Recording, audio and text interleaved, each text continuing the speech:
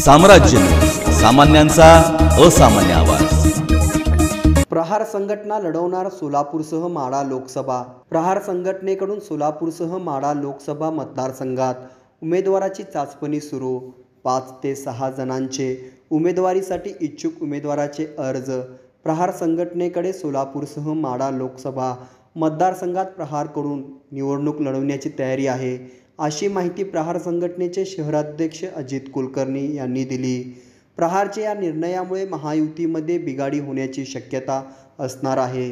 आदरणीय बच्चूभाऊ कडू प्रहार जनशक्ती पक्षाचे सर्वेसर्वा यांच्या आदेशानुसार माढा मतदारसंघ असेल, सोलापूर मतदारसंघ असेल, लोकसभा सार्वत्रिक निवडणूक 2024 या अनुषंगाने आम्ही उमेदवारांची चाचपणी करत आहोत, जेणेकरून आमचा असा फॉर्म्युला राहील की एकदम तळागाळातील माणूस, खरंच जेणेकरून ज्याला आपण लोकसभेमध्ये उभा केलं त्याचा आवाज हा पूर्ण दिल्लीपर्यंत पोहोचणं फार गरजेचं आहे, जेणेकरून नोट सुद्धा तुम्हीच द्या, वोट सुद्धा तुम्हीच द्या या आगळ्या वेगळ्या भूमिकेने आपण या लोकसभेच्या निवडणुकीला सामोरे जाणार आहोत।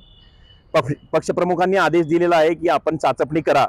4-5 जणांची आतापर्यंत आमच्याकडे नावं आलेली आहेत लोकसभेच्या निवडणुकीच्या माध्यमातून, आणि ती चाचपणी सुद्धा सध्या चालू आहे। अजून थोडा काही वेळ आहे, त्या वेळेत अजून काही आपल्याकडे अर्ज येतील, आणि आत्महत्याग्रस्त शेतकरी जो आहे त्याच्या पत्नीला जास्तीत जास्त आपण उमेदवारी देण्याचा प्रयत्न सोलापूर माढा मतदारसंघ असेल किंवा सोलापूर मतदारसंघ असेल देण्याचा प्रयत्न करणार आहोत।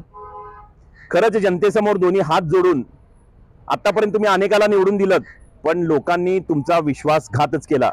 पण प्रहार जनशक्ती पक्ष आणि शेतकरी संघटनेच्या माध्यमातून एक आगळा वेगळा उपक्रम राबवून लोकांच्या केलेल्या कामाचा मोबदला किंवा लोकांच्या आपण कुठपर्यंत पोहोचलो आहोत, अपंग असतील, कामगार असतील, अनेक सर्व काही जाती धर्मातील लोक असतील, तर आपण कुठपर्यंत पोहोचलो आहोत याचा अंदाज घेण्यासाठी एक आगळा वेगळा उपक्रम आदरणीय बच्चूभाऊ आमचे पक्षप्रमुख यांच्या माध्यमातून राबवत आहोत, आणि चाचपणी आम्ही करत आहोत। 100% आम्ही या लोकसभा 2024च्या निवडणुकीमध्ये पूर्ण ताकदीने उतरू।